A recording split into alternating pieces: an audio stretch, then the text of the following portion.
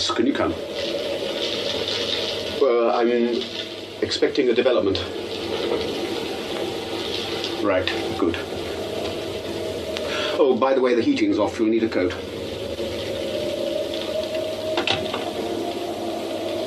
A Coat of Varnish by Ronald Miller, suggested by the novel by C.P. Snow, with Peter Barkworth as Frank Briers, Paul Damon as Dr. Perryman, David Langton as Humphrey Lee, and Mary Ellis as Lady Ashbrook.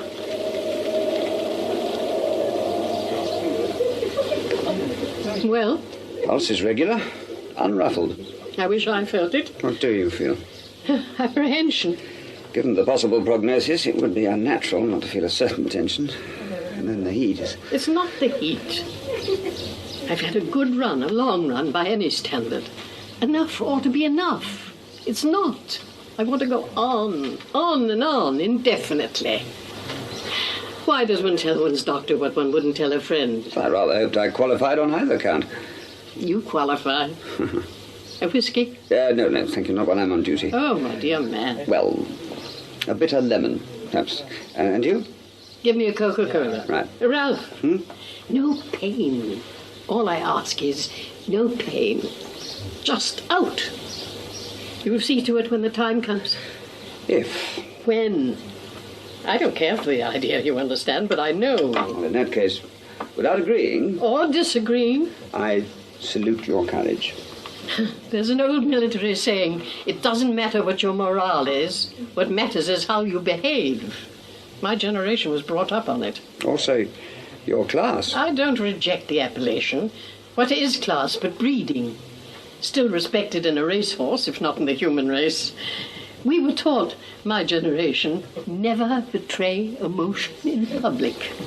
I take it your profession is similarly instructed. I don't recall it as part of the syllabus. Isn't the secret of the bedside manner to dissemble, to give nothing away? In your case, there may well be nothing to give. All the same, it's good to have company at such a time. My grandson isn't company, he's family. And the girl? Never. Not while I'm alive. She's not unattractive. Good enough for a slap and tickle. Out of the bedroom, out of the question. I don't remember seeing her here before. She lives across the square. Permanently horizontal, I'm told. During one of her rare vertical moments, she picked him up, or he picked her up, I forget which, on one of his leaves. Oh, they look well together. The sheen of recently satisfied sex. Listen to her. Insatiable. Still, tonight, even Miss What's-Her-Name is welcome. When sentence is about to be passed, one doesn't care to be alone. You're determined to anticipate. And you insist on playing Let's Pretend. Very well, I'll play. What are the rules? Merely to keep an open mind until we have the result of the tests. Is your mind truly open? Well, You see, you dissemble already. That laboratory is taking an unconscionable time confirming the obvious. they have to be absolutely positive, or positively negative. The phone will ring shortly now. Until it does, try to believe that nothing is final. My dear Ralph, as a medical man, you are, of course, obliged to lie. Pass me my cash, will you?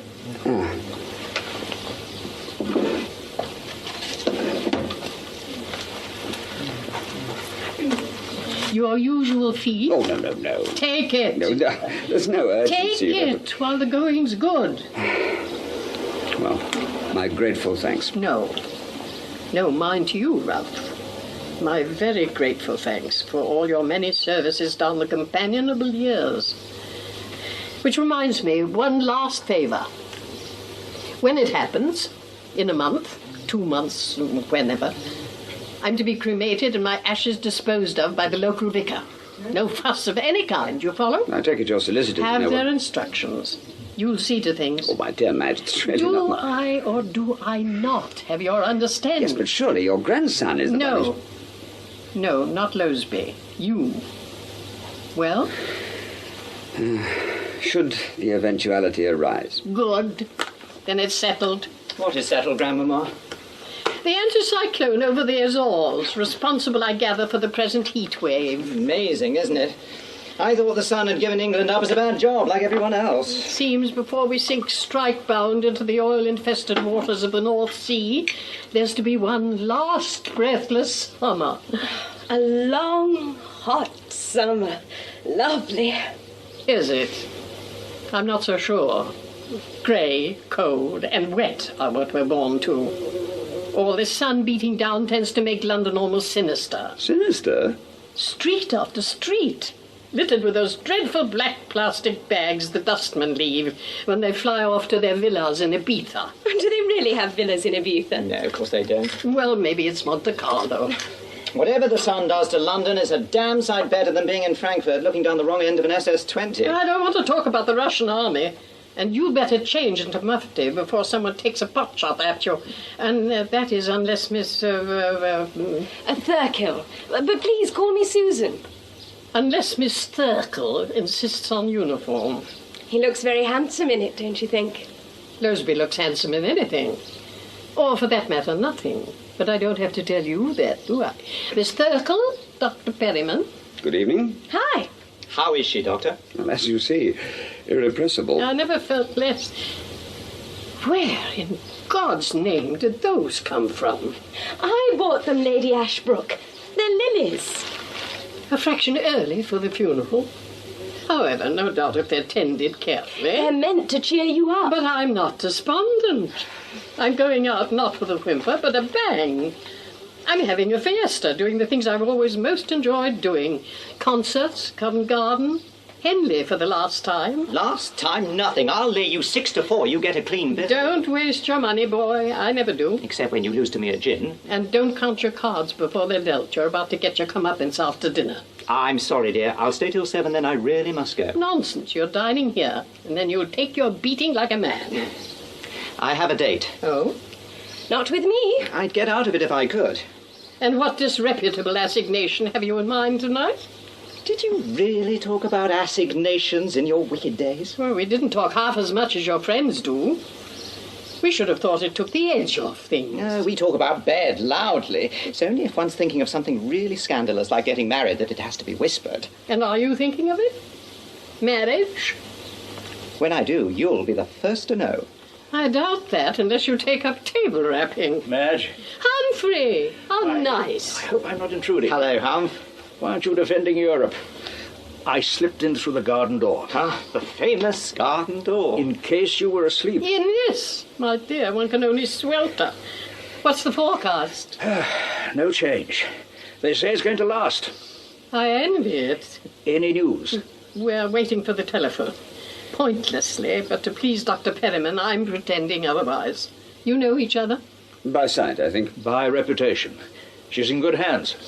Thank you. Well, don't say that. He'll up his charges. Losby, give Humphrey a drink. Something soft. Oh, this is Sheila Thurston. Susan Thurkill. Humphrey Lee. How do you do? Oh, I'm fine, thanks. Why famous? I'm sorry? The garden door. Why famous? Oh, thank you. The story is that eminent Victorian gentlemen used it to slip discreetly in and out. Why? What were they up to? Whatever men do, or rather did, get up to, in what was said to be London's best and most distinguished brothel. A brothel? But I've never been in a brothel. Is that so? Oh, but that's fantastic. I'm afraid there are no vacancies. We're no longer trading. Some fresh air, I think. And was it, Grandmama? Was it what? London's best and most distinguished. My dear boy, I have no idea. Even I am not 100. Doctor, how is she? Truthfully. I'm more than just a neighbour. Second cousin, isn't it? Mm-hmm. I asked for names to get in touch with in an emergency. Her son being permanently abroad. They don't get on. So I gathered. I don't know if you care to tell me what her chances are, confidentially. I'm used to secrets. Yes, you were in that particular service, I believe. She told you that too? Only after you'd retired, Colonel. What hope is there? Well, one can't be sure until one sees the plates. However, An unpleasant way to die. there are quite a number of unpleasant ways. I've seen one or two. I think in her shoes, if the worst came to the worst, I should expect my doctor to ease me out. Should you now? Well, you wouldn't be the first relative who said that. Well, I take it you're not the first doctor who's listened. She shouldn't live here alone, with just a daily coming in. I've told her so a dozen times. She has an independent mind. And a powerful will. Oh, very. She wants the lilies in a vase to remind her. Of what? Time's winged chariot or something. Lilies. God, I should have thought. Oh, don't let it bother you. It doesn't. It's just that Mister will think I'm such a bird. Mister? Noseby. Vase is in the pantry. Now, where's the pantry? Through that door, first on the left. Thanks. Was that the telephone? It's next door, Matt. Oh, excuse me, Colonel. Can I ask you something? By all means. Well, you're a sort of relative, aren't you? Yes. And you've known Mister for years. Well, what I want to know is, am I doing it all wrong? You see, I've been sleeping with him since we met. Oh, yes? It's not lust. Pure and simple joy and pleasure. I seem to have an endless capacity for sex. That must be exhausting. No, but it's a fearful bore. I do like Mister. I mean, really like him, not just bed. It's just possible it could be serious. That would be a lark. There's more to Mister than appears, you know, or perhaps you don't. He's not just army, he gets bored easily, and he has a temper uncontrollable at times. I'll have to watch it. Watch her, too, while she's still with us. She disapproves of me. I can't think why. We've lots in common. She was a goer in her day, wasn't she? Well, again, I'm hardly qualified. Well, I am. It takes one to know one. What do you think? She's charming, articulate. Oh, come on, Humph. Is it serious? You know me. Do I? No, of course it's not serious. She lives just round the corner. It's convenient. That's all there is. You'll be relieved to hear. I didn't say so. You didn't have to. I suppose it's all UP with Grandmama. It's a bloody shame. Another bit of old England down the plug hole. Not everyone will weep, of course. All the same. You came over specially? No. We're playing a team from Brazil tomorrow on Smith's lawn. And I had to see her, didn't I? Just once more. In Father's unlamented absence, I shall miss her. Yes. Oh, where shall I put them? Here, or is it too crowded? Fine. Or would here be better? Oh, no, that's got flowers on it. Doesn't as well. matter. Oh, I know. How about here? So put the bloody things anywhere you bloody like. It couldn't matter bloody less. Yeah? I'll get him. Ralph, take it on the landing. Yes, all right.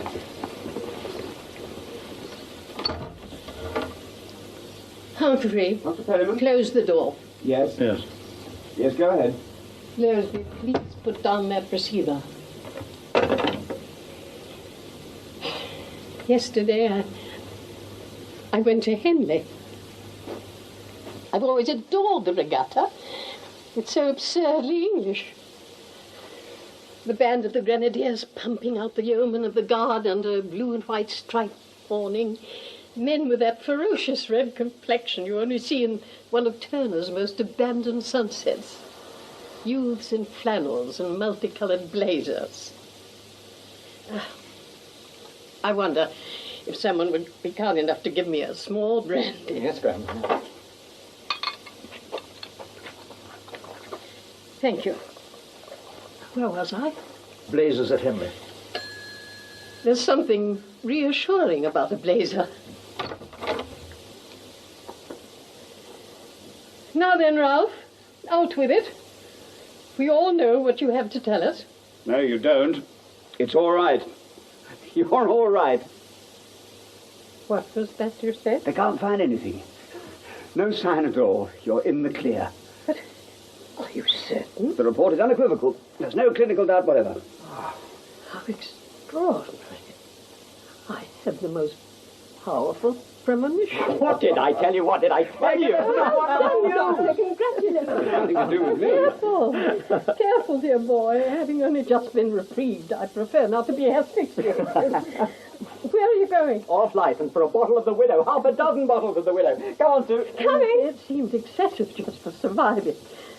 Still, I suppose it's not every day that death taps one on the shoulder and then decides he's made a mistake. Rather short of the ready mess bills. Can I stick it on your account? I have no account, dear boy. You know I always pay cash. In that case, if someone could see their way clear to just... Yes, No. Here. I say, that won't push the boat out very far. One bottle will do nicely. Come on, mister. Well, for once I'm not entirely sure what to say. Yes, I am. My very good health.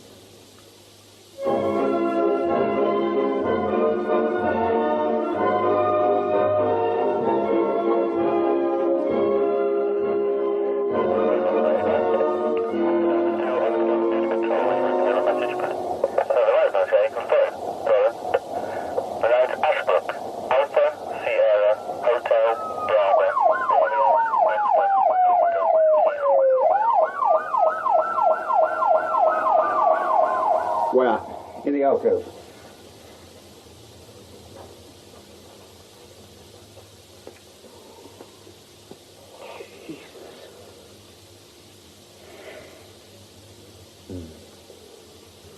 The sweet, corrupt smell of a dead body in a heat wave. Sorry, sir. Who found her, Chief Inspector? The Daily woman. Maria Constantina Catarina Pereira. Portuguese? Spanish. And who called the station? A neighbour, some sort of cousin. He's downstairs drinking coffee. I'm doing the Times crossword, sir. Cool. How about you, sir? Oh, I do my best not to get excited, Sergeant. No, sir. Coffee. Would be very welcome, sir. Anyone else in the house? No. Not a pretty sight. No. She was, though, in her day. Got portraits of her, I suppose.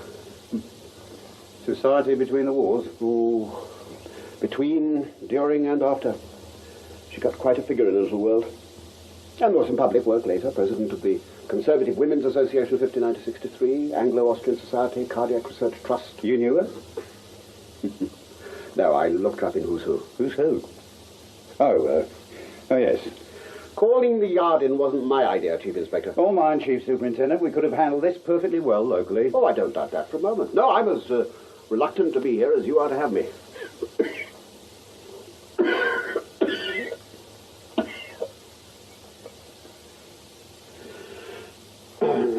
I was clearing my desk.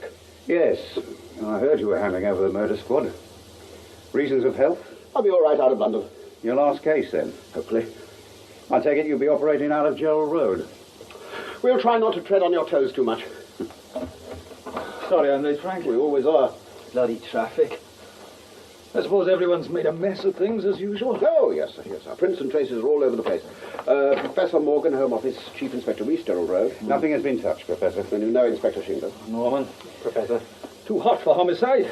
Still, I suppose you better get on with it. She's over there. Right, where's the thermometer? Had a picture taken, has she? Not yet, no. He's coming. Chief Inspector, perhaps you could hurry up that photographer of yours. Yes, sir. We are short-staffed, sir. Our regular man's on holiday. Oh, where did he go? Costa del Sol. Hardly worth it, more Sol here.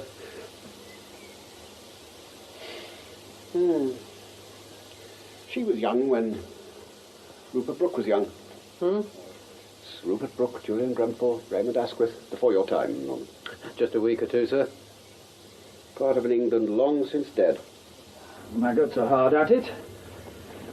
Right, first name? Madge Marnie. Right. Ashbrook, Madge Hermione, deceased. Cadaver on floor of alcove. Alcove adjoins living room. Blood on carpet, not too much, like someone spilled half a glass of Beaujolais. Eyes open, fixed, staring, skirt up over knees. Very good legs for, what, 75? 80. She kept her figure. Age 80. Along top of head, bisecting forehead and projecting 8 or 9 inches outwards, a hammer. Claws of hammer penetrated skull and brain. Looks like a new form of hat, doesn't it? Create quite a stir at Ascot, that would. Maggots in residence, probably first and second generation larvae. 2 blows to the head, second would have killed her if she hadn't been dead already. It's as far as I can go until Was we that get dead her. already? My God, why aren't you coppers given a course in medicine? Look at her face, man. The spots on the cheek and neck, the eyelids. Strangled. Almost certainly from behind. It was a bit of a struggle, a couple of bruises. I shall want the usual holiday snaps. But the hammer claws in the skull. Done after death. How long after? Hard to say. Not a lot of blood. Could be soon, even very soon after. Someone in a frenzy. Well, that's your department. And it happened where she's lying now. She wasn't moved after death. From the blood on the deck, it doesn't look like it. I'd say whoever did it strangled her, then stove her head in and beetled off. Jesus. As you say. Still, 80. She might have managed a few more summers. On the other hand, could have popped off any day. Not like this. No, it's a hideous way to go. Not everyone would choose it. Well, nothing more I can do until I get her onto the slab. Send her over when you've done with her. And don't forget the pretty pictures. Photographer? Stuck in a traffic jam. Oh, traffic, time of death. Oh, I'd say she's been dead about 36 hours. Plus or minus 3 or 4. Today's Monday. That takes us back to Saturday. Well done. Evening? Evening or night. Not before 7, not much after 11. When we get her opened up, we may get a little closer. It's for you, sir. Then again, we may not. Gracias. What was that? Coffee, sir. Where's mine? I did you a favour. Get her covered up now, please. Oh, and Sergeant, perhaps you could move that screen across the alcove. Very well, sir. You, what's your name? Maria Constantina Caterina Ferreira. Oh, please sit down. Gracias. Thank you, Sergeant. Now, it was you who found Lady Ashbrook. Sí. What time was that? I tell this man. Tell me. I come to work 7:30. 7:30? That's an early start. How I live. How I live without early start. Listen, when I come to this country for 20 years, I have just the one work. One, okay, fine. Money is enough. Today, how many work I have? Four work I have today. And still not enough money. What happened to money, please? It's a long story. It's disaster. You could always go back to Spain. España, disaster too. You know what I say? Bring back Franco. That could be difficult. Maria, when you arrived this morning, was everything downstairs in order? To begin, same as ever everything, except... No, is nothing. What is nothing? Garden door. Always my lady lock at night. Today, garden door is open. I think my lady forget to shut, I shut. You didn't tell me that. You didn't ask? Chief Inspector, perhaps you'll be good enough to have a look. Oh, that prince will be all over it. Norman, go with him. Sir. Oh, Sergeant, I want to see that cousin, please. Yes, sir. Now, so you shut the garden door, and then? Put on kettle, come up here. Why? To open curtain, open window, everywhere hot like oven. Then, I think I faint, I am strong, I no faint, I telephone. But not the police, why not? English, my English very bad. But after 20 years? Ever you go to Spain? Many times. How good your Spanish? So you rang Lady Ashbrook's cousin? Is English gentleman, Mr. Lee, very peace, very calm, not many left. Lee. Christian name? Maybe Christian, maybe not, is good man. This way, sir. Morning, Frank. Humphrey! Well, I'm damned. I'm glad it's you, they said. Oh, it's good to see you. Just a minute. You didn't ask for me by any chance. I may have dipped a toe in the water. Why? It seemed to me the case called for someone not entirely stupid. Thank you. Not at all. Maria, just one more You question. want me to go? No. Maria, was anything missing from the house? Is some silver gone, silver dishes, dining room small, beautiful, me gusto mucho. You like it? Very nice, very pretty. Now you think Maria thief. Not at all. No. Never, I steal, never. You can go now, Maria. Thank you very much. Nunca, I show you my Sergeant, will reference. you look after her? This way. This way.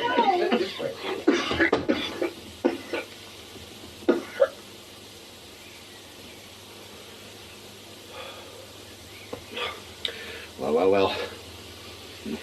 Sorry, I can't offer you a drink. I don't. Not anymore. Well, doctor's orders. Oh, God, no. One day I just decided not to. It was a challenge. And that you never could resist, could you? Oh, I don't believe it. Because in Cyprus, you could put us all to bed. Turks, Cypriots, Macarius himself, if necessary, and still be first down for breakfast. It's a long time since Cyprus, Frank. You were just a chubby young copper then. Bright, but chubby. Bright enough to use the best intelligence officer on the island, and the most unscrupulous. All's unfair in love and war. No, you haven't changed. And you, still playing it straight down the line? You make scruples sound like a misdemeanor. Listen, this is your backyard. I mean, you know these people. So what do you make of it?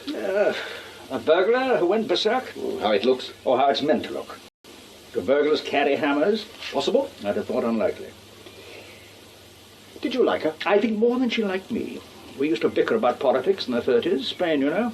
She never quite trusted me since. You were relatives? Distant cousins. Oh, so you're not her next of kin? No. There's a son. He lives in Morocco. He's not been back for years. She didn't care for him. He drinks. Husband? Died some years ago. Permanent undersecretary. Rather less permanent than anticipated. One day he just collapsed over his desk in Whitehall. The perfect exit for a civil servant. In his case, less than elegantly timed. His pension wasn't index-linked. But they hadn't thought that of yet? No. It coloured her attitude to money. She became... parsimonious? Cautious. But who was she close to? Anybody really close? Her grandson. And he to her? To all appearances, he was over here a fortnight ago, playing polo. Over here from where? Germany. He's a captain in the lifeguards. Photographer, sir. Yes, come in. Simon, get on to the Ministry of Defence, will you? Tell them I want to speak to a Captain Loseby. Loseby of the... Lifeguards. Lifeguards.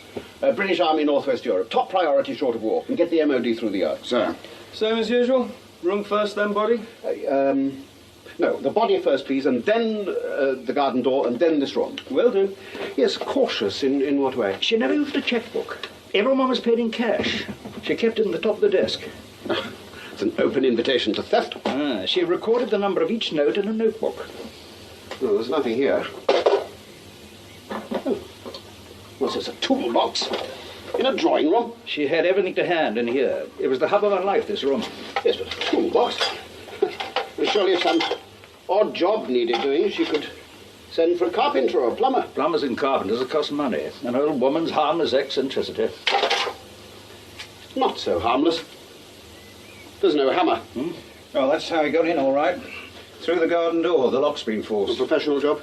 I'd say a minor villain who knew what he was up to. Norman? No locksmith, but no casual thug. Someone handy with a knife. Right. Right, let's move it.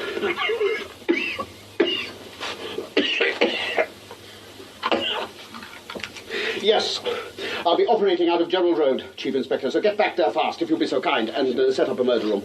There's detailed maps of the district, filing cabinets, blackboard, and every CID man you can muster. So I want a house-to-house blitz on friends, acquaintances, anybody who ever knew the old lady. Which will probably mean half Belgravia and Chelsea. Now, in addition, I want sightings of anyone out and about this area on Saturday between 7 p.m. and midnight.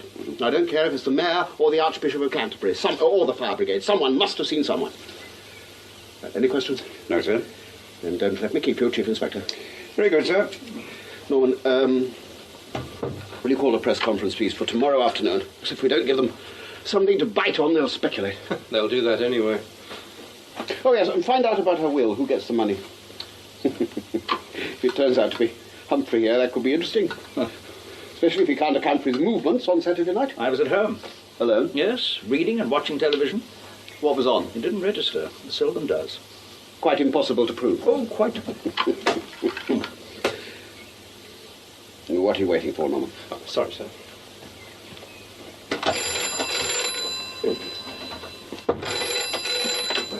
Briars. Good morning. Who am I speaking to? Yes, I am asking urgently for Captain Loseby. I see. You're positive there's no mistake. Yes, I would like that very much. I have it. Thank you. Yes, and you have a nice day, too. It's a charming girl, presumably with American connections. No, Captain Loseby is not with his regiment at the moment. He's in London on compassionate leave. He flew home 3 days ago when his grandmother was taken ill. Taken ill? But Frank, I saw her 3 days ago and she was as right as rain. Would I like the London address where he's staying? Yes, I would. This address. Maria! Oh, Sergeant, would you ask Maria, what's her name, to come up here, please? Certainly, sir. Right. Garden door? Yes, please. Miss Farida, sir. Maria, Lady Ashbrook's grandson, is he staying here? Was. When? Before 2 weeks. Has he been here since? No. For example, this weekend? No. You're absolutely sure? So, now Maria tell the lie. Have you any idea where he is? Of course Maria know where he is. Well, perhaps you'd be good enough to tell us. He's in Germany with British Army. Entiende? For God's sake, tell this idiot who I am. Lady Ashbrook's grandson, Captain Loseby. It's all right, Sergeant. Maria. Rainbow. Sorry about that. Briars, Murder Squad, Scotland Yard. Where is she? The alcove.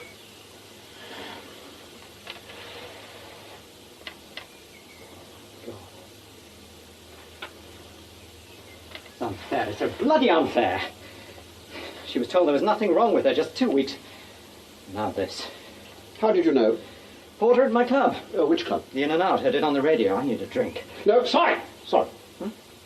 Nothing in this room is to be touched. Would you mind immensely if I use the phone? Yes? Look, whose house is this? I don't know. What? At this moment, I can't say because I don't know the contents of her will. Why are you in London, Captain, this weekend? You were here 2 weekends ago to play polo, but why now? I suppose I'd better come clean. I would recommend it strongly. The thing is, my dear, I needed a spot of relaxation, you understand, so I got a few days' leave. My grandmother's health wasn't ideal. Well, I don't have to tell you, it's the classical excuse. But you didn't see her, you didn't visit her at all? I did ring up. When? Saturday afternoon. What time Saturday? About 1600 hours. More precisely? Between 4 and 4:15. Sorry, it's the best I can do. And how was she? She said she was fine. And where were you? Not too far away. Where were you, Captain Loseby? I'd rather not say. Tucked up, somewhere comfortable. With a woman. You said it, I didn't. Is that the truth? Do you want me to swear to it on the Bible? No, you'd do that if you were lying in your teeth. Whose side are you on? Your grandmother's. All right, yes, it's the truth. I'm not saying where it was exactly because it involves somebody else.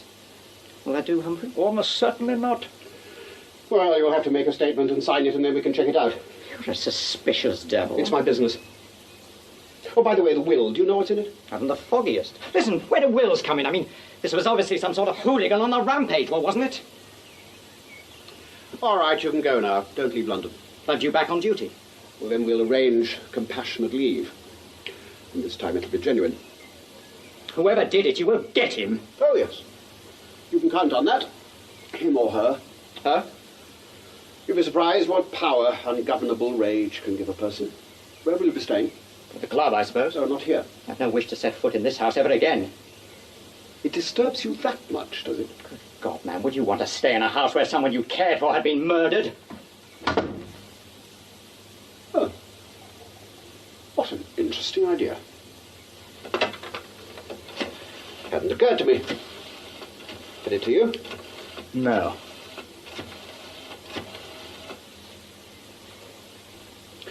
Sorry to disturb you, Chief Inspector. There's been a change of plan. I want the murder room set up here, at the scene of the crime. Yes, it is, but the house will be unoccupied until the will is published, and after all, this is the murder room, isn't it?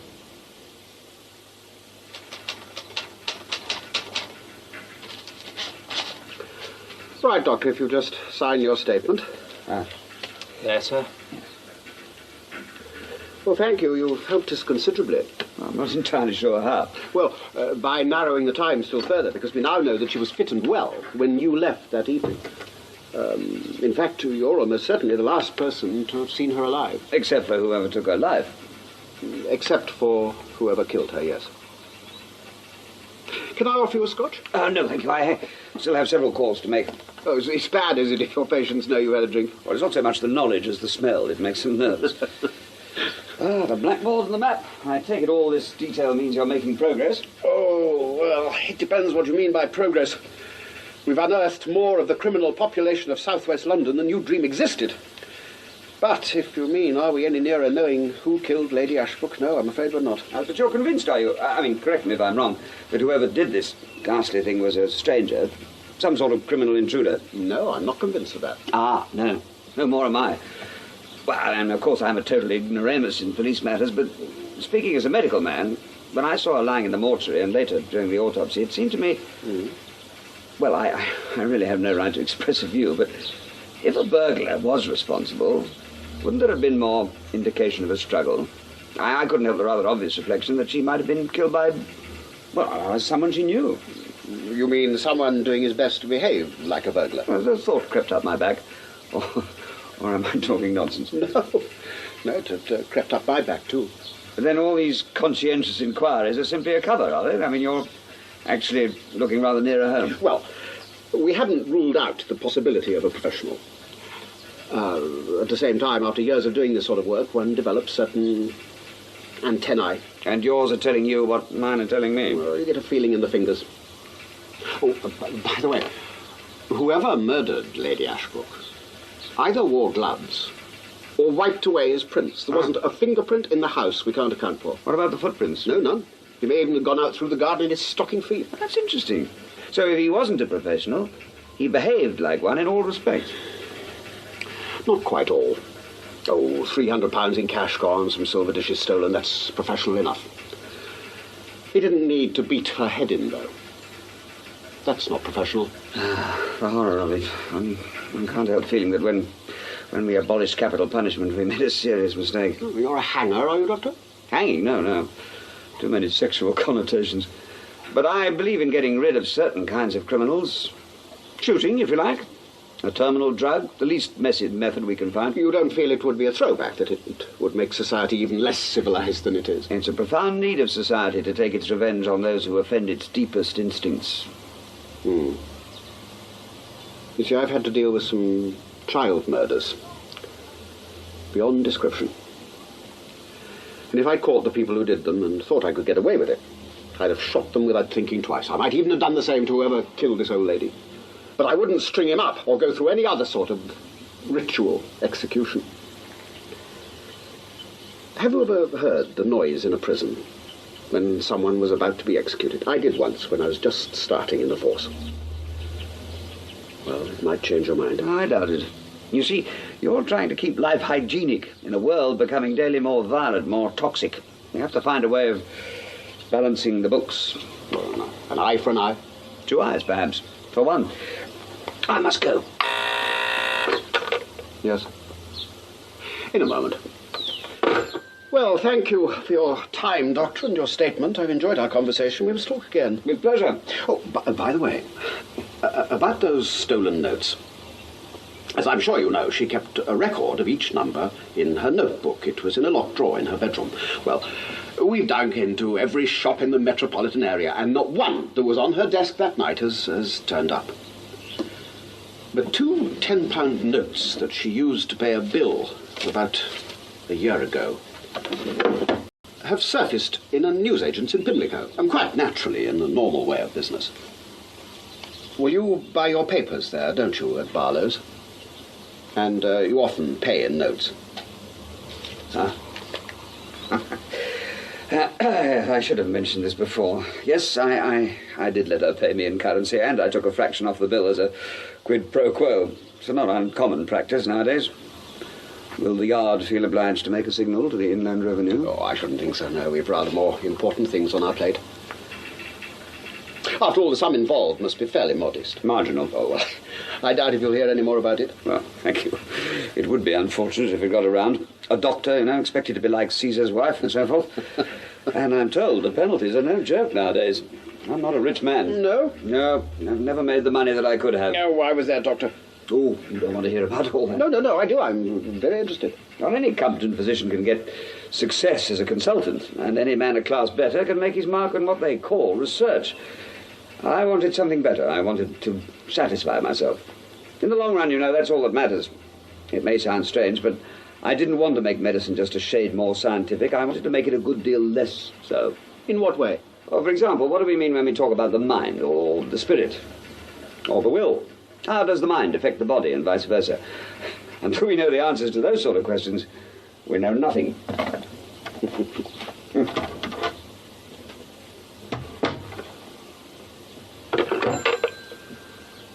Right, Norman. Is Thurkill here yet? No, but Colonel Lee is. Oh, good. I want him. I think you'd better read this first. I thought you should know. That is, if you didn't. No, I didn't. Sir, I realize you're old friends. How much have you taken him into your confidence? I've been telling him as much or as little as I wanted him to know.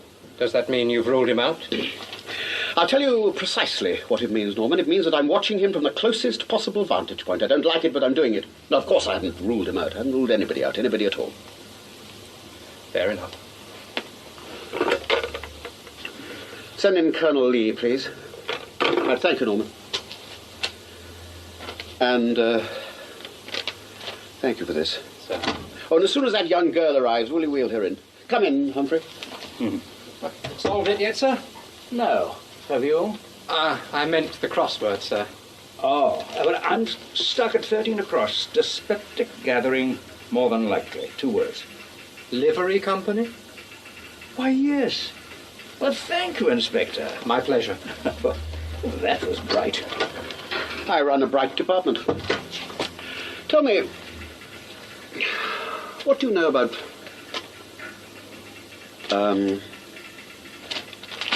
Dr. Perryman? Not a lot. Those who do speak highly of him. Why? He's been working a tax fiddle. I used to think that most of us were honest about money. Now I sometimes think that none of us is. Miss Thurkill? Am I late? I am, aren't I? Terribly sorry, but I only just got out of bed. You know how it is. Sit down. Thanks. Golly, you've been busy. Are you getting warmer? By the minute. You don't mind Colonel Lee being present, do you? He's helping us with our inquiries. I say, that usually means... It wasn't you, was it? No. Look, sit down, please, Miss Thurkill. No, not there. Come and sit here. Her chair? Does it bother you? Not a scrap. Why should it? Right, well, go ahead. I'm listening. What for? You asked to see me. Oh, that's right. Listen, you've had Mister in 3 times in as many days, giving him the 3rd, 4th, and 5th degree. It's obvious what you're thinking. Well, you're wrong. It wasn't him. Couldn't possibly have been. Go on, ask me why. Twist my arm. All right, since you insist, I'll tell you. Because he was with me. That's why. You say Captain Loseby was with you that Saturday evening. Morning, afternoon, and evening. We were together the entire weekend. Where? My place just across the square. Well, don't you see? That's why he wangled leave. To be with me. It's always been good between us. But that weekend, it was the best ever. We really had liftoff. And you'd be willing, would you, to swear to the truth of what you're saying in a court of law? I'd happily shout it from the housetops. You said nothing of this at our first interview. You hadn't started bullying my boyfriend, had you? Right, will that be all? Oh? Is there any further evidence you'd care to volunteer? Can't think of a thing. I just wanted to set the record straight. I felt I owed it to Mister. Oh, you won't tell him I told you, will you? Why not? Well, he wouldn't want it bandied about. One of his other birds might get to hear. Oh, I see. So what you just described to us is not an exclusive arrangement. How do you know? He plays the field. We both do. That's why she didn't care for me. You disliked her? Well, I could live without her. She stood between me and Mister. But I didn't kill her, if that's what you're thinking. Well, you couldn't have, could you? I'm stronger than I look, you know. No, that's not what I meant. What did you mean? Merely that if Mister was with you, then you must have been with him. If you're his alibi, he's yours.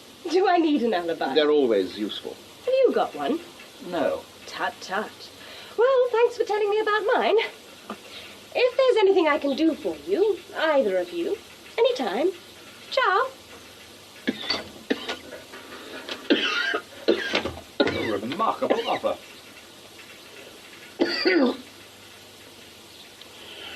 Yes, from a really dedicated little liar. You think she's lying? Oh, in detail and in depth. And you don't always come clean either, do you, Humphrey? You didn't happen to mention that Loseby liked boys as well as girls. Is it relevant? Well, it could be vital. He's completely changed his story. First it was a girl he was in bed with that night, now it's a young man. Did he specify? A brother officer. Nothing like keeping it in the regiment. And when I told him we'd checked with his club and he hadn't spent the weekend there, he produced this chap, whose name is Jimson, who duly confirmed this latest version of events. They could both be lying. Oh, yes, yes. Everybody could be lying about everything, and no doubt almost everybody is. But I don't know, he seemed genuinely fond of Loseby. And even in this enlightened age, most of us would be unlikely to invent that particular sophistication. Lose was a cool customer. It was also at times a violent one. But I can't for the life of me see why he should want to murder the old lady. Or why anybody else should want to. There seems to be no motive. Oh, come. Well, can you think of what? Several. For example? Sex. Old women have been raped before. Not the vestige of a sign. Money. None of you would kill for a few £100 in notes. There could be more stashed away. No, it'd turn the house inside out. A beneficiary under the will. None of you benefit substantially. Oh, sorry, I'm not supposed to tell you that. I hope it's not a disappointment. No, there is no one with a conceivable motive. With one exception. Who was that? You. Oh, that's an interesting flight of fancy. No, it's not fancy, it's fact. You're the only one we've got a motive for. May I hear it? It's political. I'm fascinated. Yes, so was I. When I learnt that when you were up at Cambridge, you were an apostle. Who dug that up? Inspector Shingler. Is it true? Yes. But if I may, to coin a phrase, put it bluntly, not every member of that exclusive Cambridge dining club was a Soviet agent, at the time or subsequent. Oh, quite. But if you were one of those who was, if you continued to be after you came down, if you still are, and Lady Ashbrook knew and was holding it over you. Assuming there was anything to hold, how would she know? Through her husband. Whitehall talks to Whitehall's wives. And at the time of the Burgess and Maclean affair, you were investigated. It's all here, neatly documented. Investigated 3 times, And I 3 understand. times cleared of any connection whatsoever. Yes, in common with others who were later proved to be traitors. You should go a long way, your Inspector Shingler. Was it you? You haven't cautioned me. Was it you? No. But then, as Miss Rice Davis would say, I would say that, wouldn't I? Look, murder happened in this room. And there is someone moving about, going through the normal workaday routine, which one takes as unthinkingly as breathing. Now, I don't know what's driving him. But I shall find him. Because I want that person more than I've ever wanted anything in my life. What's driving you? She sprang from an England very different from the present, the England of my youth. And we said England then, not Britain or the United Kingdom, though that was what we meant. And no Scot, no Irishman or Welshman took offence. Somehow England warmed and embraced us all. Well, I have an unreasoning and almost neurotic regard for that period and that memory. We no longer have an empire, we're not the workshop of the world, and we even have a problem paying our way. But until quite recently, this was still a land of tolerance and gentleness. And now that too is disappearing, like a dream. So, whoever it was, will be smoked out. Smoked out! And brought to justice. She has my word. Yes, sir, that's the score up to last night. For what it's worth, we've covered half London. Well, it may be useful, Commissioner, but it's small stuff. It's chicken feed. And it's not leading anywhere. Well, I still think so, sir. The key is here in this house. Instinct, Commissioner. Yes, sir, I'm getting impatient, too.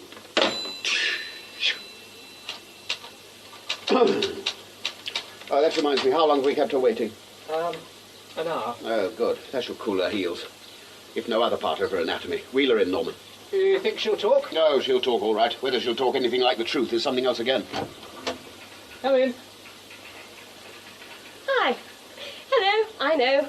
Don't sit there. Sit here. I'm beginning to feel quite at home. Mr. Hill, come on to the balcony for a moment, would you? You're in a funny mood this morning. You see those flats at the bottom of the garden, the ones facing the mews? Uh-huh. Well, a couple living there have just told us that on the night Lady Ashbrook was done to death, there was a girl hanging about the mews when they went out to dinner, and that was about 8:30 that Saturday night. And when they came back, somewhere between 10:30 and 11, the girl was still there, walking about between the mews and the street. They gave us a description of the girl. Light brown hair, medium height, smartish clothes, trousers, carrying a multicoloured shoulder bag. Of course, you do realise that could be just about anybody north, or for that matter south, of the Mason-Dixon line. Well, technically, yes, it could be just about anybody, but in fact it wasn't, was it? It was you. Oh, for heaven's sake, how could it be me? I was with Mr. practically the whole weekend, I told you. In considerable detail. Well then, I couldn't be with Mr. and walking about the mews at the same time, could I? We managed to work that out. You lied to us, miss. That's not a very nice thing to say. Miss Thurkill, you have concocted an entirely bogus story about where you were and who you were with that night. You've gone further. You signed a written statement confirming it. Now, that's a very serious offence. Don't you think you'd better consider your position? I told you. I was with Mister and he was with me. No, he wasn't. He was not with you. We've known for some time who he was with and why. Who was he with and why? It doesn't matter. We're satisfied about his movements. That's all you need to know. All right. I lied. I was only trying to keep Mister's nose clean. He was with Dougie Jimson. They were being all boys together, weren't they? Not for the first time. Oh, Mister's such an ass.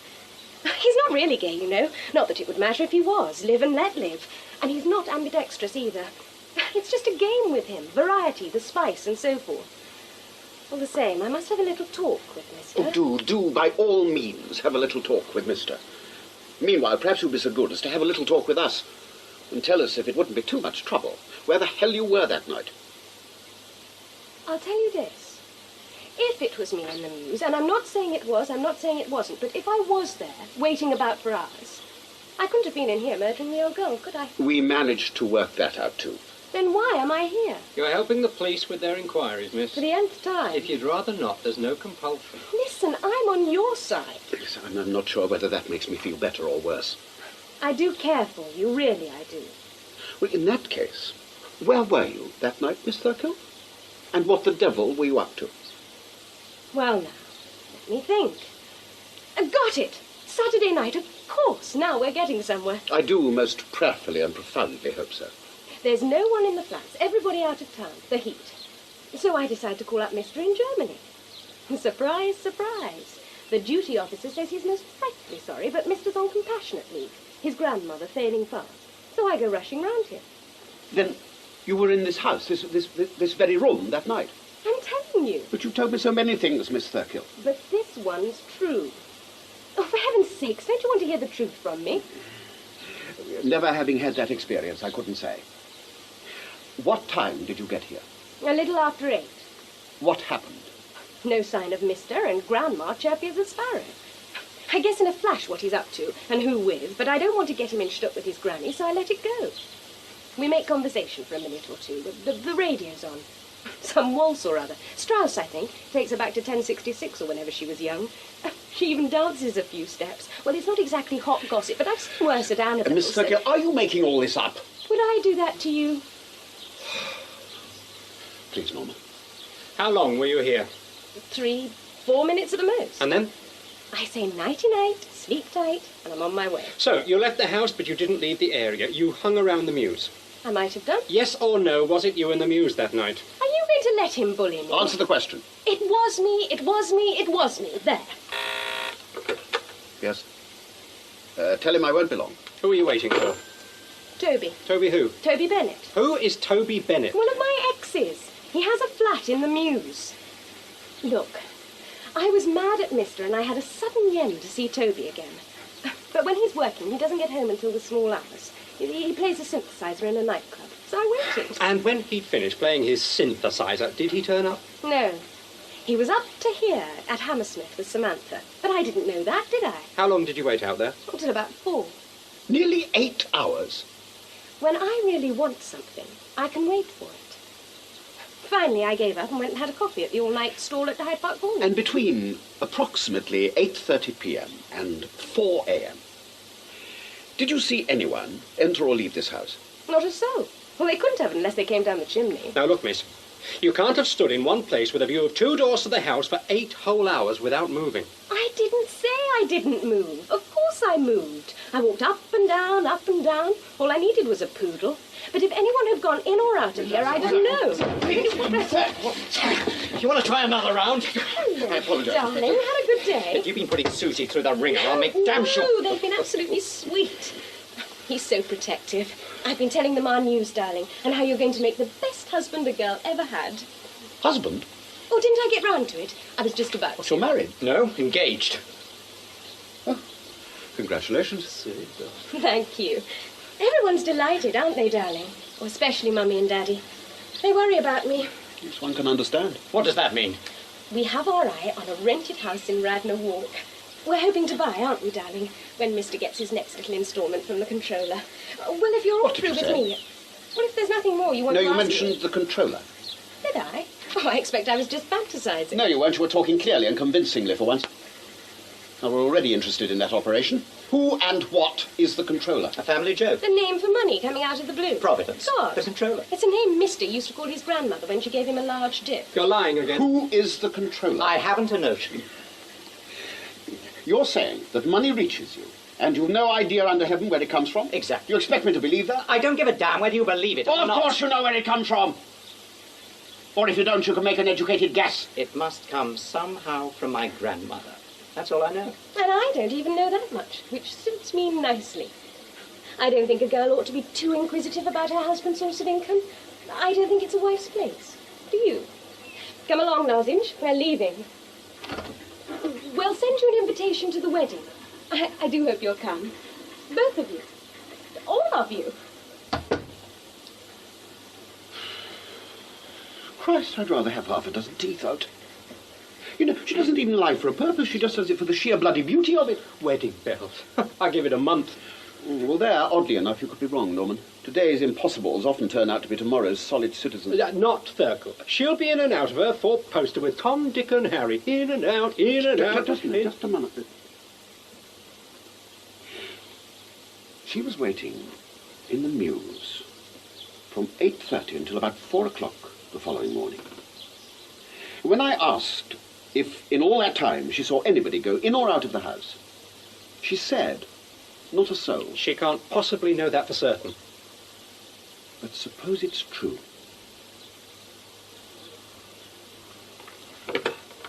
Send in Colonel Lee, please. And Norman, I want him alone. Is that a very good idea, sir? Alone.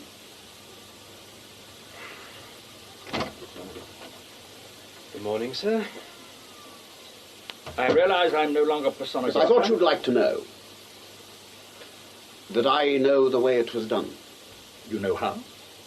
Oh, yes. And who? It's narrowing down. You're getting close? Very. Do you want to tell me? No, you tell me. What am I looking for? You're looking for a man who knows how to keep his cool under pressure. A man out of the common rut. Yes. Not a professional villain, but a man professionally trained. Someone to whom death, even violent death, is no stranger. Go on. There are 3 candidates. If Losby is ruled out, He's out. you're left with 2, of whom I'm obviously one. Counterproductive to remind you it was I who asked for your assignment to this case. As you rightly pointed out, I never could resist a challenge, and if I'm the man you're looking for, such a challenge could be irresistible. Also, that young protege of yours, damn his fertile, probing mind, is to be believed I could have a motive, however convoluted and bizarre. Am I reading you? With precision. I may or may not have murdered Cousin Madge. The fact that I deny it is to be expected. In your shoes, I'd keep an open mind. Oh, my mind is open. You'd disappoint me if it wasn't. In which case, you're left with a choice between me and the only other possibility. Either way, you're also left with the trifling inconvenience of having to make it stick in law with the evidence available. If, as I suspect, is thin, bloody thin, you'll have to break him, won't you? Whichever of us it is. You're rather good at that, as I recall. If he doesn't break, there's not a great deal you could do about it, is there? Sit down, Humphrey. I think you know the way. Yes, indeed. Good afternoon, Doctor. Good evening, Chief Superintendent. The room's almost back to normal. Coming to the end of your investigation. Well, there are still 1 or 2 things we'd like to clear up. We thought you might be able to help us further. I doubt that, but I'll do my best. Sit down, sir. Yeah, thank you. Right, so... why don't we start with Lady Ashbrook's standard of living? 'Cause it's something of a puzzle. In what way, precisely? Well, how she managed to live like this on her income. You see, she had a trifle from investments in this country, an annuity of £1,500, and her old age pension. And out of that she had to pay rates, heating, lighting, daily woman. She wasn't extravagant, but she still bought good clothes, and a smart hairdresser came to the house once a week. So the question is, where did the money come from? Well, I know nothing of any details. As her doctor, I often advised her to have someone permanently in the house, but she always said she couldn't afford it. Well, on the face of it, she was right. You see, we just couldn't understand how she managed financially, especially after her will, her very modest will, was published. You see, Doctor, her day-to-day expenses and her apparently limited means, they simply didn't balance out. Until, that is, we managed to unearth the truth about the American fund. The American fund? Yes, you know, Doctor, the Controller Fund. Because that's how she paid her bills, with money which came over from the States at regular intervals. Ah, that's most interesting. And, of course, it would explain the discrepancy between her way of life and the apparent lack of means to support it. It would. It does. This one-way traffic, has it continued after her death? Oh, yes. A sizable sum has been passed to her grandson. Our information is passed by you, Doctor. By me? Yes. You were the controller, weren't you, Doctor? The what? The controller. As in controller of the royal household. The word must have appealed to the old lady's social instincts.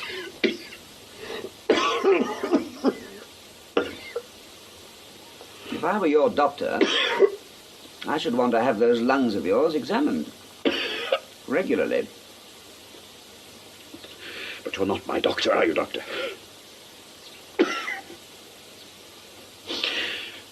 Yes, we know that you passed money to the old lady during her lifetime and after her death to others. We know that the money came from a firm of lawyers in New York, one of whom had been an intimate friend of your patient's in her younger days. And we believe that when the money arrived here, it was collected by you, Lady Ashbrook being at first too conspicuous and ultimately too old to do so for herself. It was an ingenious method of avoiding tax while she was alive and death duties when she wasn't. Oh, yes, and the money was, in fact, interest from her late husband's American securities, plus slices of capital which had been allowed to decline. Shall I go on? It was a benevolent service, done to help an old friend, old in every sense, to end her days in something approaching the manner to which she was accustomed. Yes, all right, all right. Let's drop all this. We shouldn't be spending our time on a minor piece of tax evasion. What should we be spending our time on? Murder. It's the murder we want to ask you about, Doctor. By all means. You were in this house the night Lady Ashbrook died. For approximately half an hour. Uninvited, on your own initiative. Am I to be charged with breaking and entering? Oh, no. You didn't break in, Doctor. 3 people, besides the old lady, had a key. The Daily woman, but she was at a Spanish party that particular night. Her grandson, who was holding a rather more individual party of his own, and you. You had your own front door key, Doctor. Well, naturally, I was her physician. She was old. I had to be able to enter in an emergency. And of course, being her physician put you in a rather special category, didn't it? I'm not sure that I follow you. Well, if it's a question of killing an old lady, her doctor has certain advantages. She's used to him. She's used to his hands. Yes.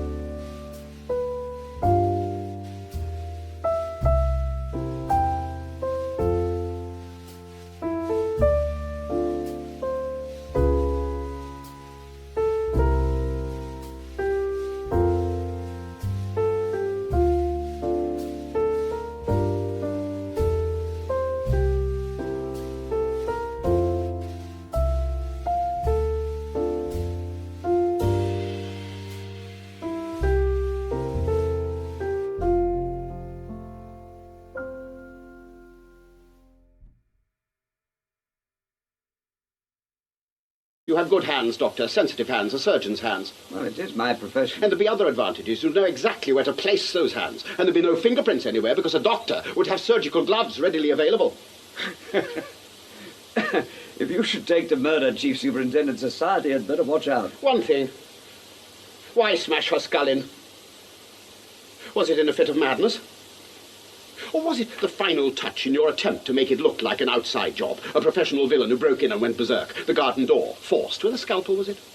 The silver dishes stolen from the dining room. The controlled mayhem in this room. Oh, yes, by the way, a little too controlled, Doctor. You should have left the desk drawer open. Villains don't tidy up after them. Chief Superintendent, I do have a number of patients. Sit down, Doctor. In the summer, you thought that the old lady was about to die. My clinical judgment was that it was rather more probable than not. But your clinical judgment turned out to be wrong. It happens to the best of us. If your judgment had been right, Lady Ashbrook would have been dead by now from natural causes. Yes? But since your judgment didn't prove right, she might have lived for years. She could have done. Must have been a shock to learn she was going to survive. It was a profound relief. Was it? She was old, she'd grown increasingly demanding, a drain on your energies, as the old inevitably are. And the prospect of it going on and on, when you thought your release was coming, the temptation to put an end to it, when nature unexpectedly declined to oblige, was that the moment of decision, Doctor? I should like to make a statement. No, not that kind of statement, Inspector. I have work to do. This is a serious interference. It might be more than that for some of my patients. If you continue to detain me, I shall be obliged to ask for legal advice. Oh, please, call your solicitor if you wish. In that case, you believed that your patient's hospital tests would be positive. I thought it possible. Probable. You said probable. All right, probable. Your patient believed she might be terminally ill. She appeared to be in an extreme situation. Then we heard the news from the laboratory. The extreme situation ceased to exist. And her dependence on you ceased with it. I don't know why. I was still her doctor. You were a hell of a lot more than that, weren't you? It isn't every doctor manages his patient's money. I thought we'd finished with that business. If she died of natural causes, you would have been in control of the American fund. Now, when you realised that she wasn't going to die, was that when you decided, forget about euthanasia, I'm going to cave the old bitch's head in? Now, this is outrageous. Brutal murders are an outrage. To society, to decency, to ordinary human feeling. They degrade and debase those who commit them, and if we're not bloody careful, they do the same to us, who try to bring the murderers to justice. Sit down, Doctor. You're a violent man, Chief Superintendent. You have violence in you. The American fund. You realise we have the facts? I'm not prepared to answer questions from this officer. Why? Because you're scared? Scared to bloody death? Scared you'd incriminate yourself? Why else would you refuse to talk, eh? Norman. Sir.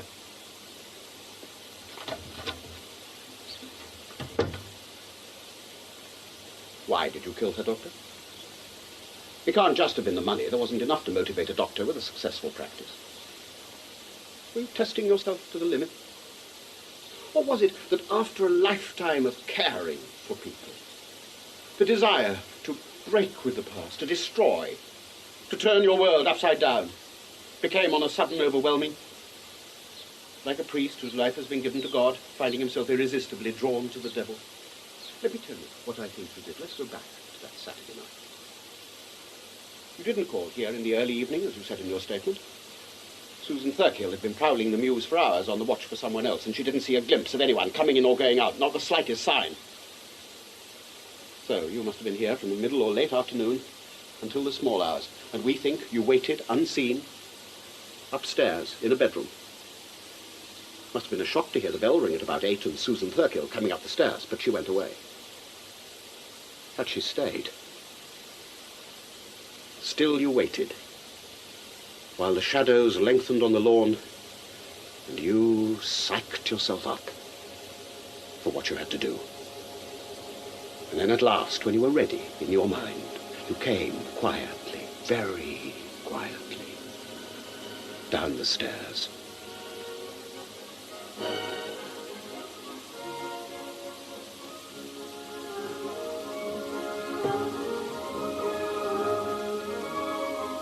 Who's there?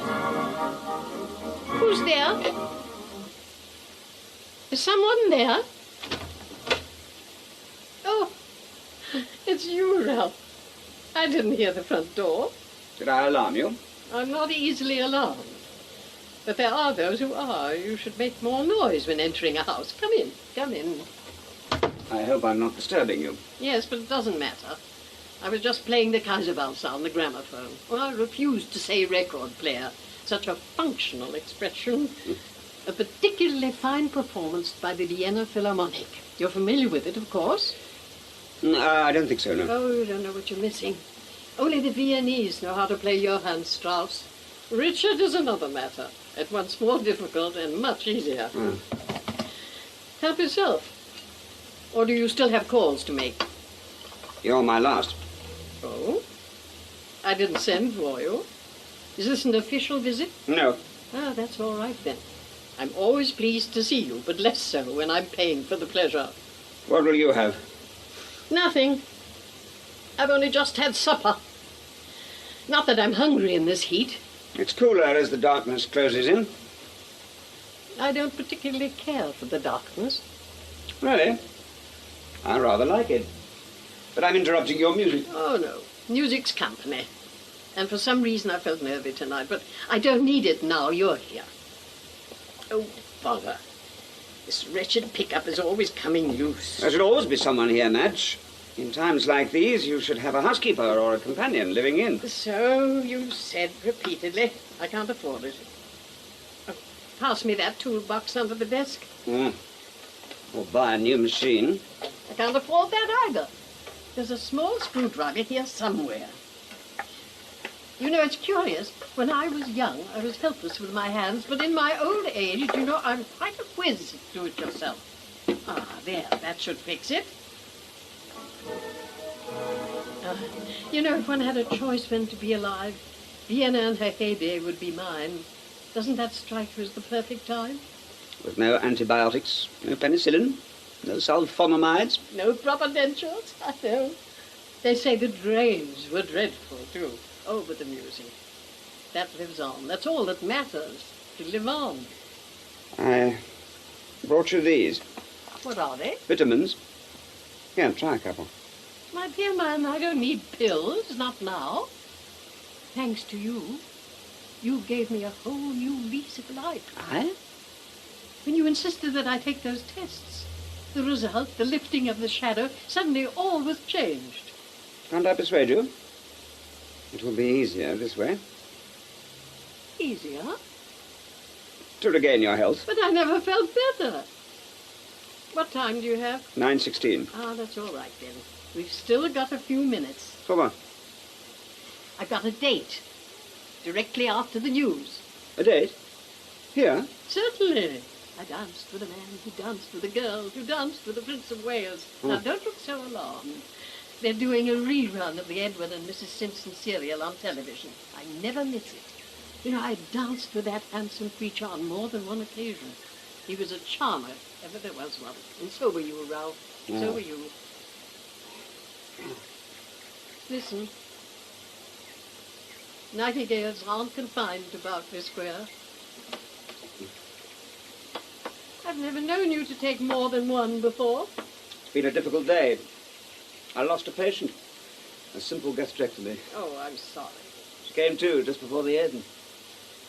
The look of astonishment on her face. Well, everyone lives with a certain prospect of death, but no one believes it will happen to them. One of the respects in which existence is merciful. Yes. By the way, Ralph, I've made you my executor.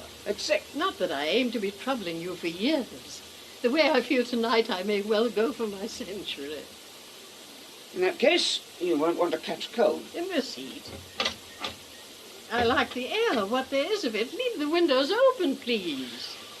Ralph, did you hear what I said? Yes, I heard.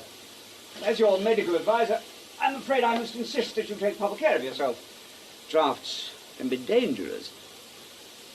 Madge, did you know there's a statue of Newton in one of the Cambridge colleges? Trinity, I think it is, with the inscription, Qui genus humanum ingenio superavit, who surpassed the entire human race with his genius. Few of us can do that. But not to be part of the common herd, that we can aspire to. That we can achieve. Ralph, I think you'd better go now, and if you're thinking of driving... Do you ever drive, Madge? A fast car? Really fast? Not myself. There were no lack of young men willing to drive me as fast as I cared to go. Ah, and that was fast, wasn't it? Yes. You're that sort of person. You were scared, were you? Not in the least. No.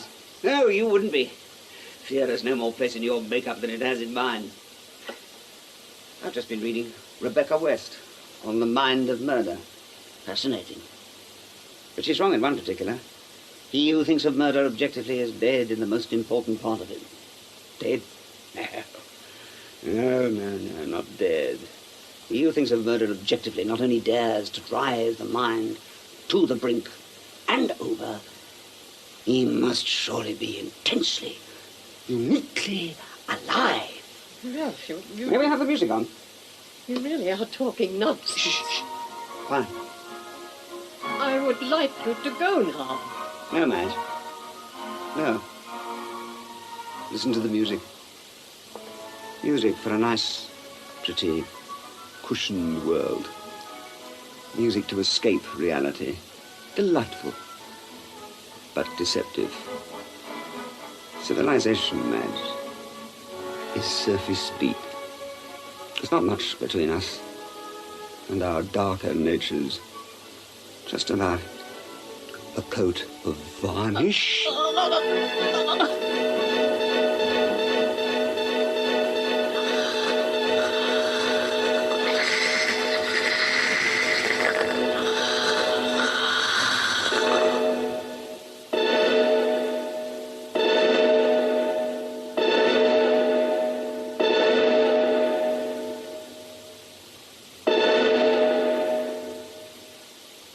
You'd planned a clinical murder. Cool, controlled. It wasn't like that. Because after you'd strangled her, just for a moment you lost control. And in a burst of blind animal savagery, you mutilated her. You battered her head in with a hammer. Then you were calm again. You set about creating the impression of a burglary. The stolen money, the disordered room. Then you went downstairs. You broke the lock of the garden door to distract attention from the front, and still further strengthen the impression of an intruder. You removed some silver dishes from the dining room to support the burglar theory, and returned upstairs to hide them in your medical bag. You stayed here in the house of the woman you had most brutally murdered for several...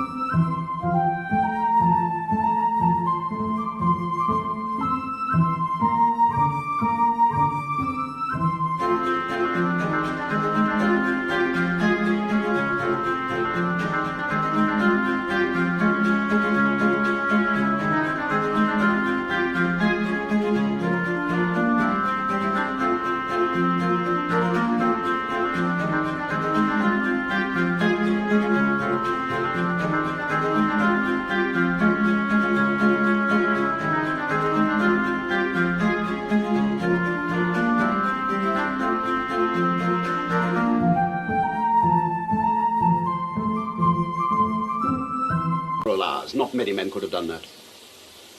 We think, without being certain, that you spent nearly all that time sitting quietly in her bedroom, because we found a bit of fluff there from a suit of yours, grey worsted. I must have worn that suit in that bedroom 40, 50 times. Oh, it doesn't prove anything in itself. I just wanted you to know that we're confident that we know what happened. You worked out that we should wear ourselves into the ground, didn't you? Trying to pick up sightings after the murder. Well, you were right. We must have traced every breathing human being who was on the move in this area between 9 and midnight, and all the time you were sitting upstairs. We believe that you finally slipped away while it was still dark, but not long before dawn, perhaps a little after 4. Must have been a nice, fresh summer morning. There's a quality people used to call arrogance of soul. It takes some people above themselves. It gives them the courage to die in torture. It takes other people below themselves. Then they can kill in torture. I think you're ready now to talk to me. Yes, I'm ready. Norma.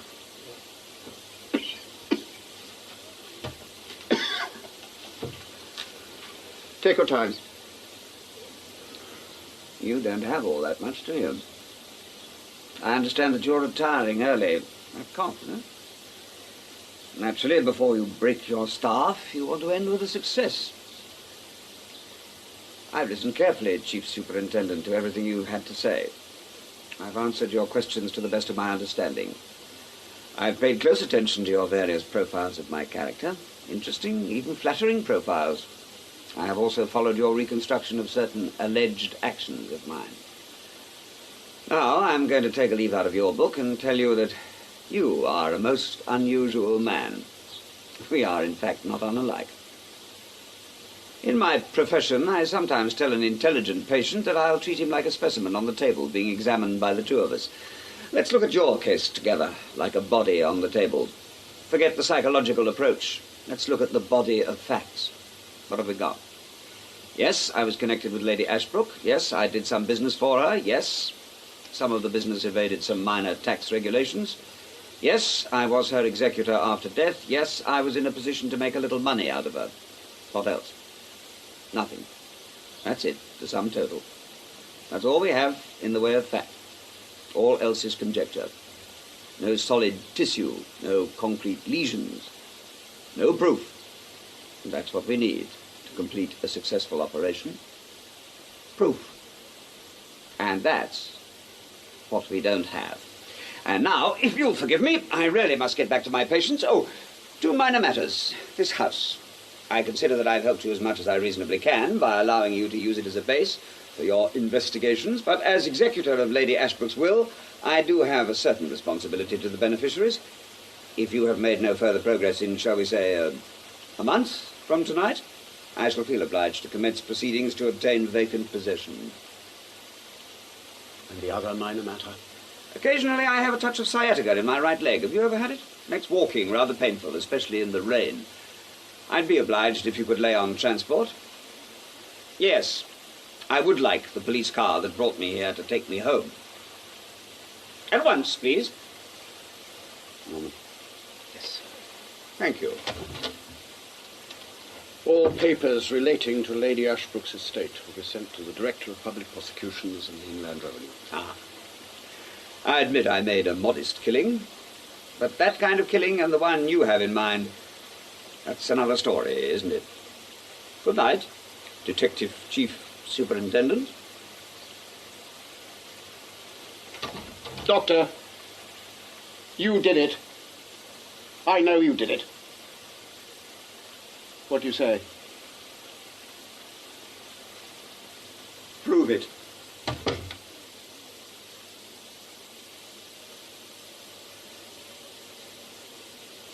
You come here how often? Once or twice a week, perhaps. Illegally? Well, of course. The estate has had vacant possession since August. But you still come. The place haunts me. As I haunt it. I know what happened here that night beyond all doubt. As I've been a fly on the wall, I know it. You said you expected a development when you telephoned and asked me over. What development? Bringing a murderer to justice is, to say the least, morally and socially desirable. You agree? Provided he's brought there by due process of law. The law and justice don't always ride tandem. Justice is mocked from time to time. If by a too rigid adherence to the legal process, wouldn't you say? By ensuring that the benefit of the doubt goes to the accused. Suppose a person were in a position to give justice a helping hand. Suppose, in a case where guilt was certain but proof was lacking, it were possible to provide that proof. There could be a moral obligation, a duty even, in certain exceptionally vicious circumstances, a clear and unavoidable duty to do just that. Wouldn't you say? A clear and unavoidable duty to tamper with the course of justice? In the name of justice. To undermine the law? The letter, not the spirit. To distort the truth in order to reveal it. To convict a murderer, as cold-hearted a killer as it's given to a man to be. What do you say? I would say that to do that would be to commit a sort of murder oneself. A sort of murder? All right, yes, all right. A sort of murder. But a murder with an unspoken mandate from society. A murder in the name of a higher good, wouldn't you say? Whoever managed to persuade himself of that would have to be a sick man. Sick? Obsessed. Obsession is a sickness. Playing God is a sickness. Such a person would be playing God. And what, do tell me, were you playing on the island when you pulled every dirty trick in the book? I was a soldier fighting a war. You don't fight wars with a rule book. You're a policeman keeping the peace. You can't do that without one. Well, we all have our fantasies. I was just flying an imaginary kite.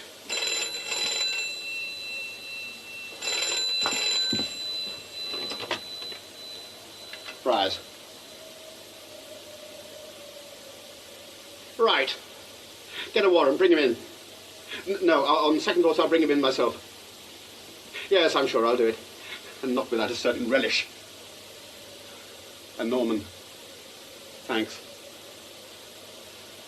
Well, you never know your luck, do you? Luck? It seems they've found a suit, a man's grey worsted, buried in the garden of an empty house not half a mile away from here. And sewn into the lining of the doctor's initials. Oh, by the way, it's stained with blood. How did you know where to look? We had a tip-off. From whom? It was anonymous. We get them all the time. Why didn't he destroy it? I mean, if that was the suit he was wearing when he killed her. Oh, you don't doubt that he killed her? Of course he killed her. But a blood-stained suit complete with initials, why bury it? Why not destroy it? You believe that someone nicked that suit from the doctor's wardrobe one day when he was out attending to some bed of pain, smeared it with the appropriate blood group, and planted it in that garden half a mile away. That is what you're thinking, isn't it? What I'm thinking is not the question. The question is what he will say. And what he almost certainly will say is that this is your last case, that you desperately wanted to win it, that to make assurance double sure you've had him framed, that you planted a suit of his in that garden, appropriately doctored. If, when that is put to you, what will be your answer? The same as his. When I told him I knew he was a murderer, I should just say, prove it. Oh, now let's get out of here, shall we, before we freeze to death. Do you want to know the real question, the $64,000 conundrum of our life and times? How long can a society survive that still believes that life is a cricket match to be played in strict accordance with the rules, while those who would destroy that society believe there are no rules, that in a world where violence, kidnap, hijack, random terror in the streets and skies, assassination, are a daily diet, nothing's sacred, nothing's barred. The end justifies the means, the most brutal, pitiless, murdering means on earth. How long? Well, I'll tell you how long. Not very. You throw away the rule book, albeit in a just cause. You add one more brick to the building of the ultimate degenerate and corrupt society. Is such a society worthy of survival? Oh, I don't know. I only know it's a profound need of society to take its revenge on those who offend its deepest instincts. And you know who said that? Ralph Perryman, MD, FRCS. May she rest in peace. Will you?